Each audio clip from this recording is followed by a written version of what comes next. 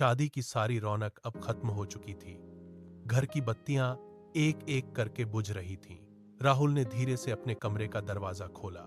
उसे उम्मीद थी कि नेहा उसका इंतजार कर रही होगी, लेकिन अंदर का नजारा बिल्कुल अलग था। कमरे में सन्नाटा इतना गहरा था कि राहुल के कदमों की आहट भी गूंज रही थी।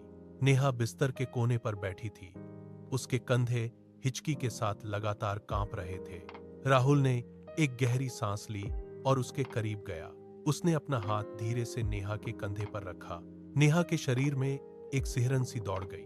उसने अपना चेहरा हाथों में छिपा लिया था। राहुल ने अपना हाथ वहीं टिकाए रखा। कमरे की घड़ी की टिक टिक दीवार पर लगे सन्नाटे को और भारी बना रही थी। राहुल ने कुछ कहना चाहा, लेकिन उसके गले में शब्द अटक गए। नेहा की सिसकियां अब कमरे की दीवारों से टकराकर वापस आ रही थीं। राहुल ने अपना हाथ थोड़ा और दबाया। बाहर सड़क की बत्तियां धुंधली पड़ चुकी थीं। नेहा ने अपना चेहरा हाथों से हटा लिया। उसकी आंखें लाल थीं। उनमें एक अजीब सी बेबसी तैर रही थी।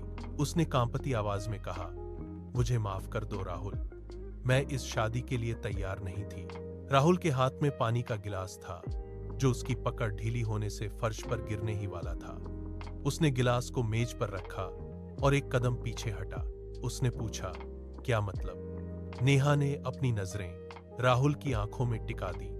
उसने कहा, मैं किसी और से प्यार करती हूं। वो रिश्ता आज भी खत्म नहीं हुआ है।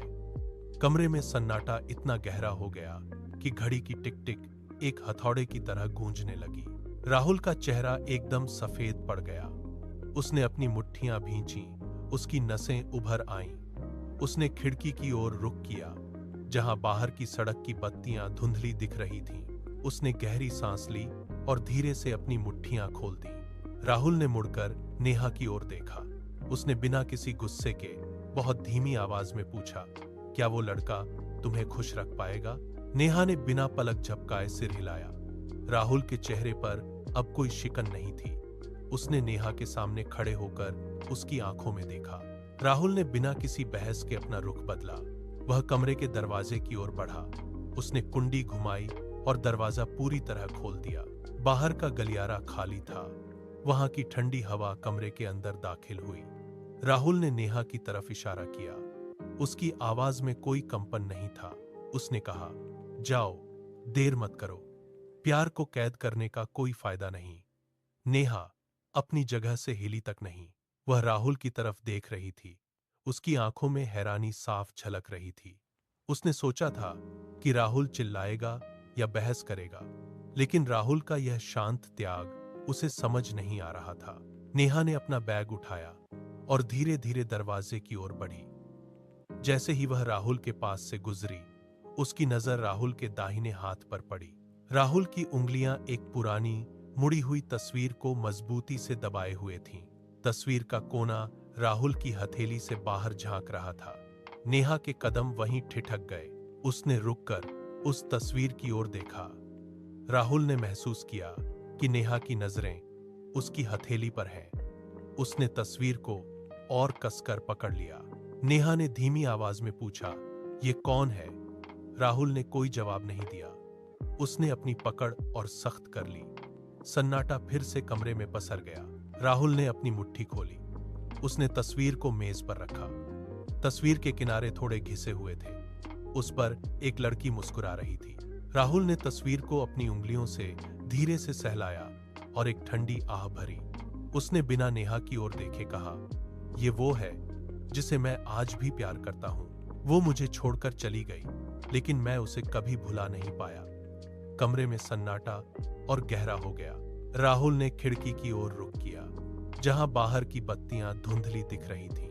उसने अपनी आवाज को स्थिर रखते हुए आगे कहा, मैंने ये शादी घर वालों की खुशी के लिए की थी, और शायद इसलिए भी क्योंकि मैं जानता हूं कि किसी को खोने का दर्द क्या होता है। मैं नहीं चाहता था कि तुम मेरी तरह ताउम्र किसी के इंतजार में जलो। नेहा के कदम दरवाजे पर ही रुक गए। उसने अपना बैग जमीन पर रख दिया। उसके हाथ ढीले पड़ गए। उसने राहुल की पीठ को देखा, जो खिड़की के सामने एक मूर्ति की तरह खड़ा था। नेहा को अब समझ आया कि राहुल का यह शांत व्यवहार कोई कमजोरी नहीं, बल्कि एक गहरा त्याग था। उसने राहुल की ओर एक कदम बढ़ाया। कमरे की हवा में अब कोई तनाव नहीं था, बस एक अनकही समझदारी तैर रही थी। नेहा की आंखों में राहुल के प्रति एक नया सम्मान उभर आया। नेहा ने अपना भारी बैग जमीन पर रख दिया। बैग के फर्श से टकराने की आवाज कमरे के सन्नाटे में गूंजी। वह धीरे धीरे राहुल की ओर बढ़ी। राहुल अभी भी खिड़की के पास खड़ा था। नेहा उसके ठीक पीछे जाकर रुकी। उसने राहुल की आंखों में सीधे देखा। वहां कोई गुस्सा नहीं था, बस एक गहरा ठहराव था।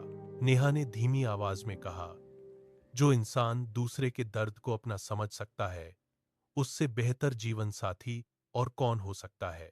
उस रात दो अजनबियों ने अपने अपने घावों को साझा किया।